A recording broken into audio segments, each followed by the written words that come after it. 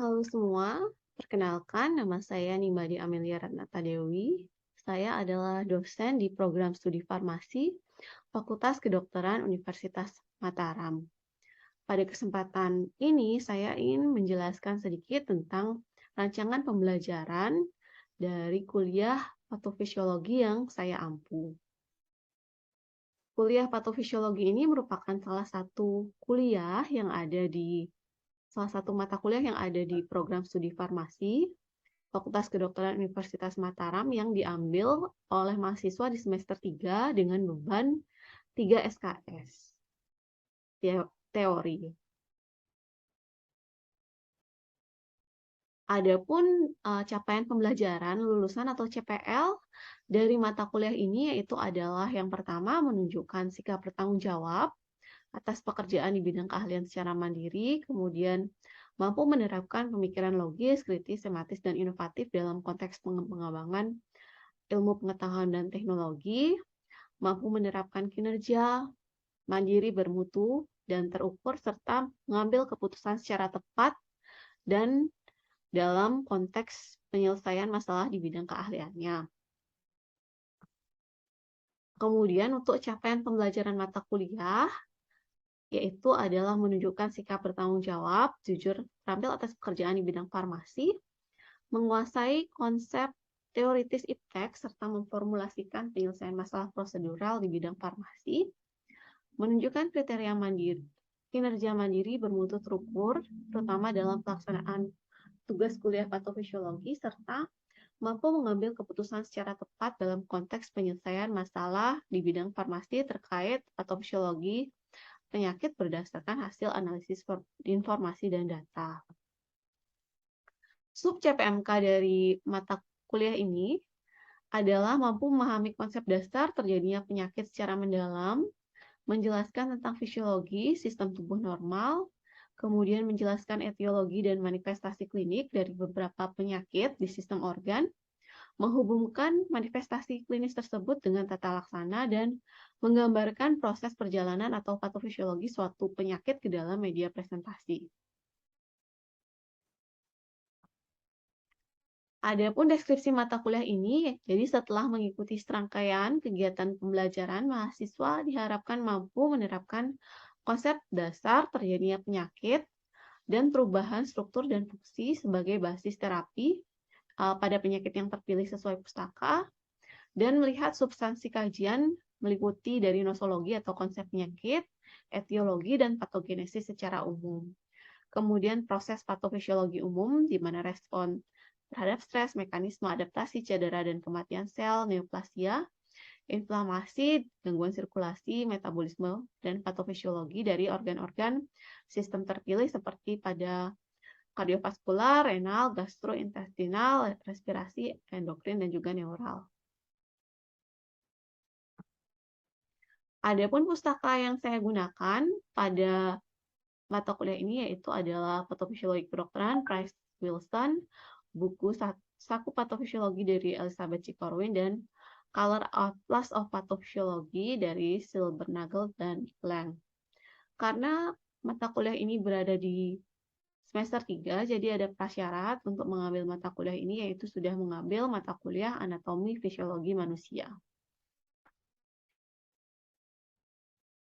Untuk metode pembelajaran, di sini dilakukan kuliah dan juga diskusi, baik itu secara luring dan dari daring akan disampaikan juga video yang disediakan di LMS atau Learning Management System milik Universitas Mataram.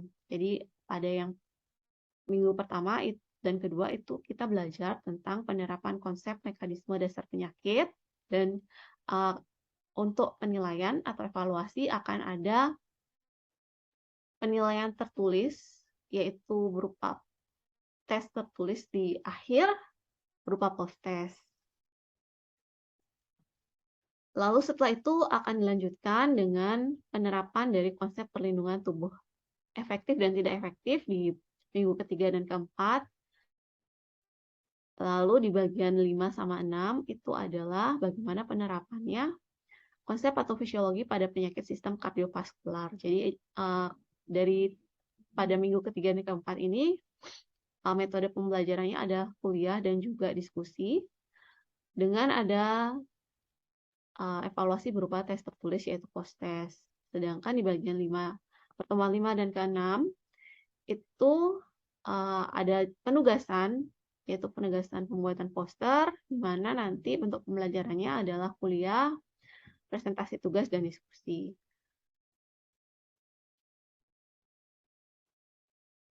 Lalu dilanjutkan dengan minggu ke-7, yaitu penerapan patofisiologi sistem reproduksi, sama juga metode pembelajarannya itu di akhir akan ada tes tertulis dan ada penugasan, dan bentuk pembelajarannya ada kuliah, presentasi tugas, dan diskusi. Kemudian dilanjutkan dengan ujian tengah semester di minggu ke-8. Di minggu ke-9 dilanjutkan dengan patofisiologi pada penyakit sistem gastrointestinal. Seperti sebelumnya juga ada bentuk pembelajaran kuliah, presentasi tugas, dan diskusi dengan penilaian dari tes tertulis dan penugasan. Pada pertemuan ke-10 itu penerapan dari patofisiologi penyakit sistem pernafasan, dan pada pertemuan 11 ke 12 itu patofisiologi dari penyakit sistem ekskresi. Pada pertemuan 13-14 adalah konsep patofisiologi penyakit sistem saraf, dan pertemuan 15 adalah pada sistem endokrin. Dari pertemuan setelah ujian tengah semester, yaitu dari 10 hingga 15, itu metode evaluasinya adalah tes tertulis dan penugasan, serta bentuk pembelajarannya dengan kuliah, presentasi tugas, dan juga diskusi.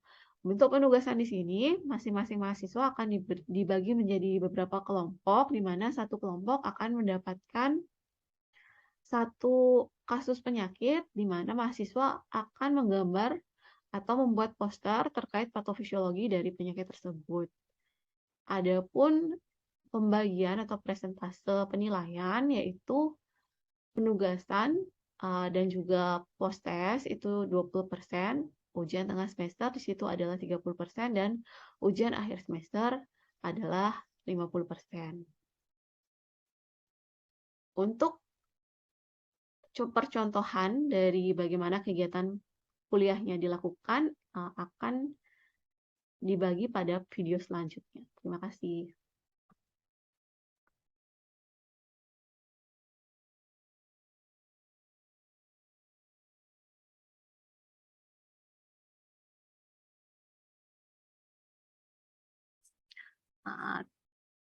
Selamat pagi semua.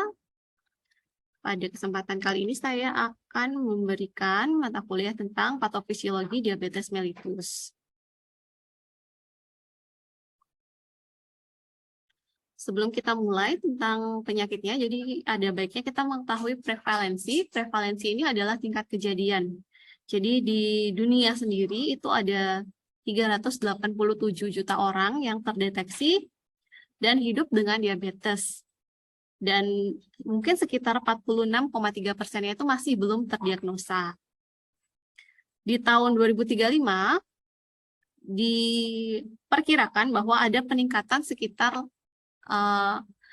lebih dari 205 juta orang yang akan menderita diabetes mellitus. Untuk saat ini, prevalensi atau tingkat kejadian penyakit diabetes ini adalah sekitar 8,3%. Jika kita lihat dari definisi diabetes mellitus, itu merupakan suatu penyakit, yaitu gangguan metabolisme kronis yang ditandai dengan kondisi hiperglikemia. DM ini dapat terjadi karena tidak diproduksinya insulin, kurangnya insulin, atau resistensi insulin dan gangguan hormon lainnya. Kondisi hiperglikemia kronis ini bisa diasosiasikan dengan kerusakan jangka panjang. Jadi ada kemungkinan disfungsi sama gagal organ, terutama pada mata, ginjal, saraf, jantung, dan pembuluh darah. Sebelum kita masuk ke penyakitnya sendiri, jadi kita lihat dulu bagaimana sih metabolisme glukosa yang normal. Jadi pada metabolisme glukosa itu kalau misalnya kita habis makan, itu akan ada peningkatan kadar gula di dalam darah. Jadi kalau kadar gula di dalam darah naik, maka insulin akan dirilis oleh pankreas. Jadi tugasnya insulin di sini adalah untuk mengurangi glukosa yang ada di dalam darah. Jadi dia akan mengambil glukosa di dalam darah, diubah jadi energi. Atau juga kalau misalnya ada masih sisa, jadi ada glukosa yang sisa yang tidak perlu dijadikan energi, dia akan mengubahnya menjadi glikogen. Kemudian kalau misalnya kadar gula kita sudah turun, jadi ada 2 hormon yang berperan, yaitu adalah satunya glukagon. Kalau misalnya kadar gula darah kita turun, maka glukagon ini akan membuat atau mengubah dari glikogen menjadi glukosa. Jadi kadar gula darah kita akan jadi seimbang lagi. Kalau misalnya ada penurunan kadar gula di dalam darah, seperti itu. Jadi ada 2 hormon yang berperan ya. Jadi yang pertama ada yang hypoglycemic hormone, yaitu adalah insulin. Kemudian ada juga hyperglycemic hormone, yaitu ada glukagon, norepinefrin, growth hormone, sama kortisol. Namun yang menjadi peran utamanya adalah insulin yang dikeluarkan sama sel beta pankreas, sama glukagon yang dikeluarkan oleh sel alfa. Selain itu ada juga namanya hormon somatostatin. Somatostatin ini bisa bekerja memblok kedua hormon ini, tapi dia juga bisa bekerja seperti glukagon. Jadi glukagon kan tadi mengubah glikogen menjadi glukosa, dia juga bisa bekerja seperti glukagon. Nah, ini beberapa istilah yang mungkin kalian perlu ketahui. Jadi ada glikolisis. Glikolisis ini adalah metabolisme glukosa menjadi pirufat atau laktat sehingga bisa memproduksi energi. Lalu ada gluconeogenesis, namanya genesis ya. Jadi kalau genesis ini artinya pembentukan atau formasi. Jadi pembentukan dari glukosa 6-fosfat. Baik itu dari sumber yang bukan dari non-karbohidrat. Lalu ada glucogenolisis yang merupakan breakdown atau lisisnya dari glikogen sehingga dia bisa berubah menjadi glukosa untuk dijadikan energi. Lalu ada glikogenesis di mana ada konversi dari glukosa menjadi glikogen untuk disimpan. Lalu ada lipogenesis dan lipolisis. Jadi kalau lipo itu lemak, kalau lipogenesisnya itu bagaimana konversi dari karbohidrat menjadi lemak, dan ada lipolisis yaitu dekomposisi dari lemak itu sendiri. Nah, ini adalah efek insulin pada glukosa. Jadi, insulin ini dia menurunkan kadar glukosa. Selain itu, dia juga meningkatkan sintesis dari glikogen. Jadi, glukosa yang ada di dalam tubuh kita akan diubah menjadi glikogen. Dan proses glikogenolisis ya, jadi proses perubahan glikogen jadi glukosa itu diturunkan. Gitu. Dan proses pembentukan glukosanya juga dihambat. Jadi, insulin ini akan meningkatkan uptake dari glukosa dengan menstimulasi dari GLUT4 membran sel sama menstimulasi dari glikolisis.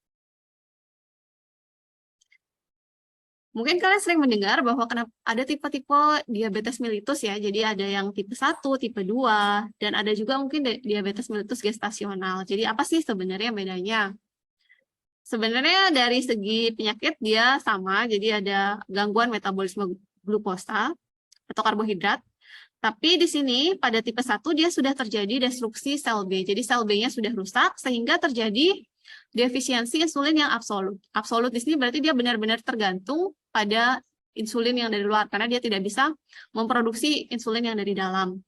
Ini bisa disebabkan karena adanya autoantibody dari sel islet atau insulin atau juga mekanisme yang lain. Lalu ada juga yang tipe 2, kalau tipe 2 ini dia masih yang relatif, jadi dia masih bisa mengeluarkan insulin, pankreasnya masih bisa mengeluarkan insulin, namun ada resistensi insulin. Jadi namanya resisten ya, resisten tuh dia jadinya nggak mampu lagi berfungsi seperti sebelumnya kayak antibiotika resisten, insulin juga bisa resisten, gitu. Nanti kenapa seperti itu kita lihat di yang selanjutnya. Kemudian penyakit yang diasosiasikan karena kondisi lain yaitu misalnya ada memang kelainan pada sel B, terus ada penyakit pankreas, penyakit endokrin, atau juga mungkin ada dari obat ataupun zat kimia yang menginduksi, lalu ada abnormalitas dari reseptor insulin dan juga kelainan genetik lainnya. Untuk DM gestasional itu adalah intoleransi glukosa pada saat kehamilan. Jadi karena ada perubahan hormon sehingga terjadi glukosa intolerance. Kita lihat dulu di DM tipe 1. Jadi DM tipe 1 ini merupakan sekitar 10% dari semua yang menderita diabetes mellitus itu memiliki merupakan diagnosanya adalah DM tipe 1.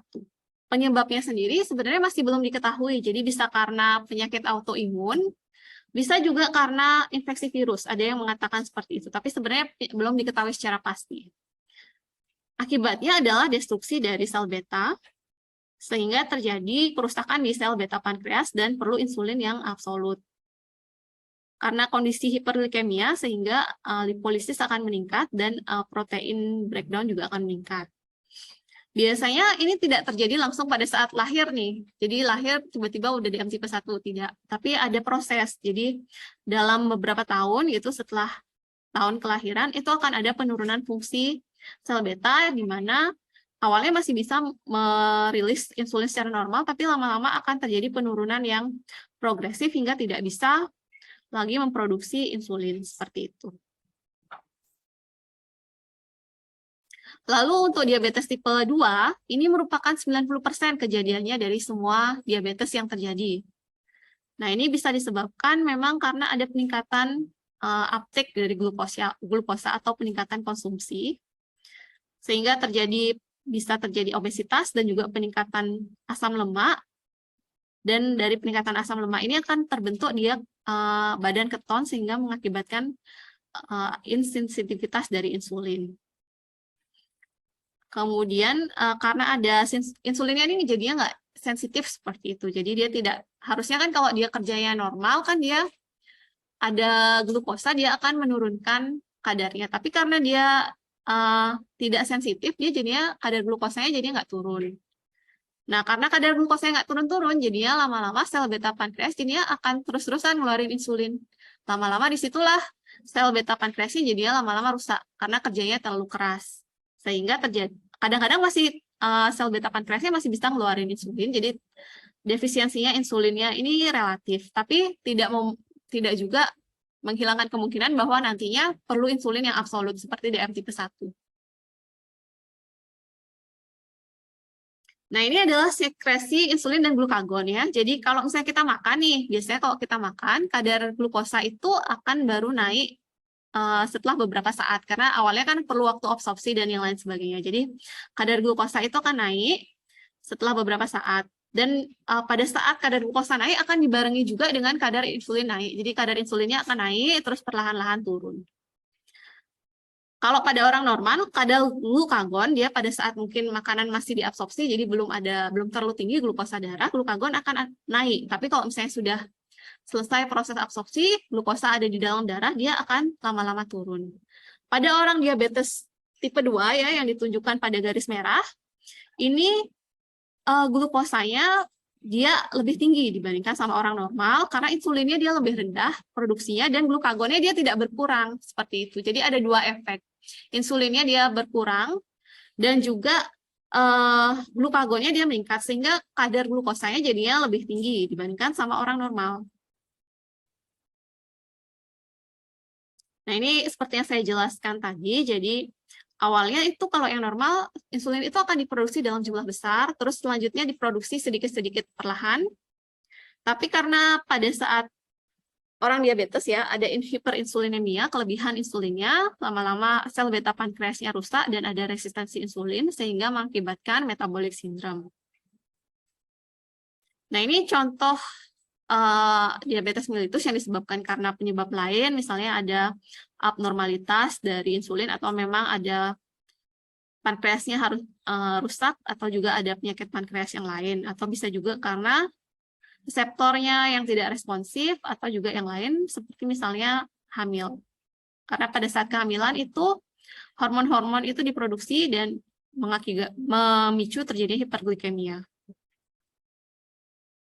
Nah, di sini kita bisa melihat etiologinya ya. Jadi kalau tipe 1 dia memang ada destruksi dari sel beta pankreas, tapi kalau DM tipe 2 memang karena ada kerusakan dari sekresi insulin, menyebabkan adanya resistensi insulin. Jadi kalau misalnya ini terjadi di jaringan adiposa sama jaringan otot, jadi utilisasi dari glukosanya itu berkurang, jadi penggunaan glukosanya berkurang, lama-lama terjadi lipolisis. Kalau lipolisis ini terjadi, asam lemak itu akan banyak. Kalau asam lemak banyak, lama-lama nanti badan keton itu terproduksi, seperti itu. Begitu juga dengan yang pada otot. Nah, pada hati ya, tadi kan ada banyak asam lemak sehingga terbentuk badan-badan keton. Nah, kalau badan-badan keton ini masuk ke sawar darah otak, itu bisa menyebabkan koma. Makanya di situ bahaya dari diabetes. Kalau misalnya di ginjal, kan tadi terbentuk badan keton ya, jadi kalau misalnya kencing itu kemungkinan ada keton yang terdeteksi sama ada glukosa tentunya. Karena glukosa dan juga keton ini dia berat molekulnya besar, jadi dia bakal narik air lebih banyak. Jadi narik air lebih banyak, orang jadinya lebih sering kencing. Jadi bedanya kalau orang diabetes sama orang normal, kalau orang normal kita minum air banyak-banyak kita kencing gitu ya. Tapi kalau orang diabetes sebaliknya, jadi dia kencing dulu banyak, baru karena kencingnya banyak dia jadinya banyak minum air. Makanya gejalanya ada poliuri sama polifagi sama polidipsi ya. Itu. Jadi banyak minum sama banyak kencing gitu. Nah, karena banyak kencing jadi ada depresi dari volume. Nah, ini merupakan suatu proses ya. Simptomnya atau gejalanya itu adalah sering haus, tadi karena sering kencing jadi ya tentu saja jadinya sering haus, terus gampang lelah karena energi yang harusnya diproduksi lebih sedikit, terus juga kerusakan pada mata, jadi penglihatan kabur, juga pada problem pada seksual ya, karena tidak ada energi, dan luka yang sulit sembuh.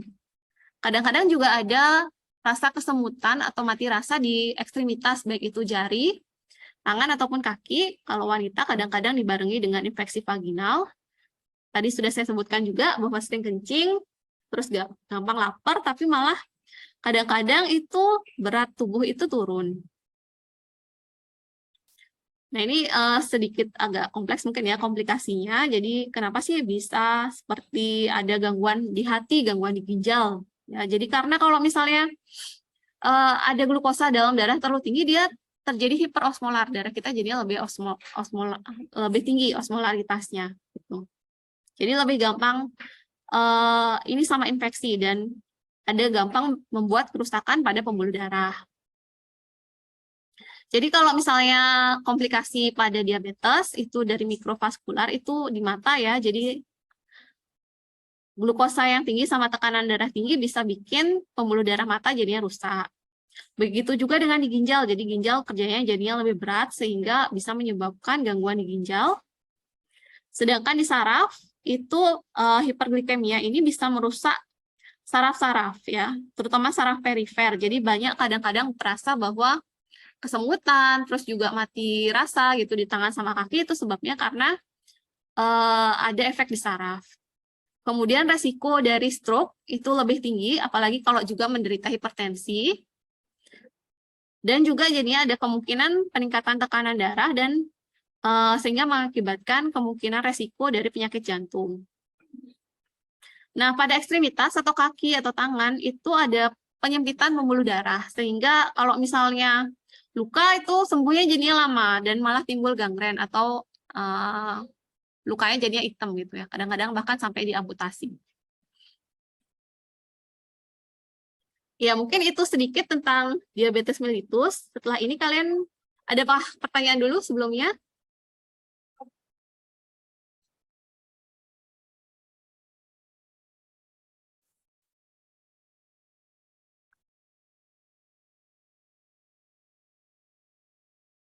Ada yang mau bertanya dulu?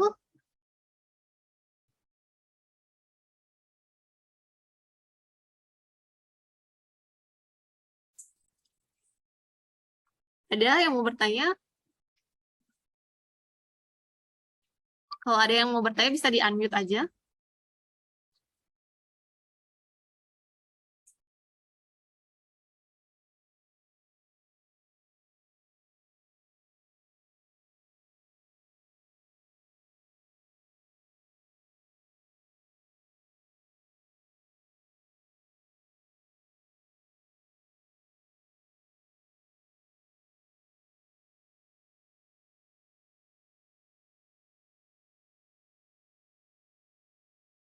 Ya, silakan.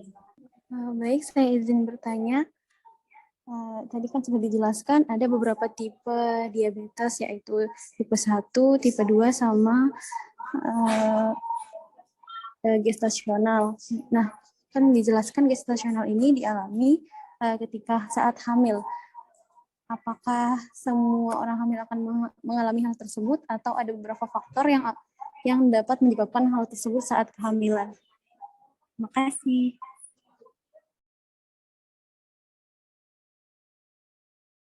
Terima kasih, Lale Imas ya. Jadi kalau diabetes gestasional ini bisa sebenarnya masih belum diketahui orang mana aja sih yang rentan gitu ya atau beresiko terkena diabetes gestasional. Jadi bisa mana aja, tapi kadang-kadang orang yang dengan obesitas atau ada masalah hormon itu biasanya yang lebih rentan terkena diabetes gestasional gitu. Kemudian juga tadi pertanyaannya ya masih belum pasti siapa sebenarnya yang resiko kapan sih orang terkena diabetes gestasional. Namun ada teori yang bilang bahwa kalau misalnya kadang-kadang setelah diabetes ini, jadi kan hanya terjadi pada saat kehamilan nih. Setelah hamil ada yang sembuh, tapi ada juga yang malah menetap seperti itu. Dan ada yang malah resiko selanjutnya malah tetap ada terkena diabetes seperti itu. Jadi masih belum diketahui sebenarnya secara pasti. Gitu. Jadi tapi penyebabnya karena gangguan hormon. Gitu. Oke, ada lagi yang mau bertanya? Mungkin satu lagi.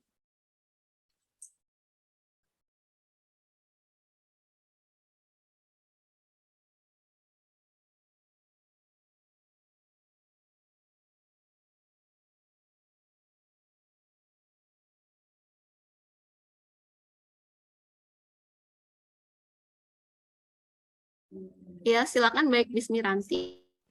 Baik, terima kasih sebelumnya Bu. Saya izin bertanya terkait diabetes gestasional yang tadi ditanyakan sama Erima. Nah, apakah kalau yang diabetes gestasional itu ada kemungkinan juga untuk anak keturunan itu terkena atau bagaimana? Serta untuk diabetes tipe 1 itu yang saya tahu dia kan pengobatan itu pakai suntik insulin. Nah, apakah ada kemungkinan sembuh atau seumur hidupnya itu dihabiskan dengan menggunakan suntik insulin seperti itu? Terima kasih Bu.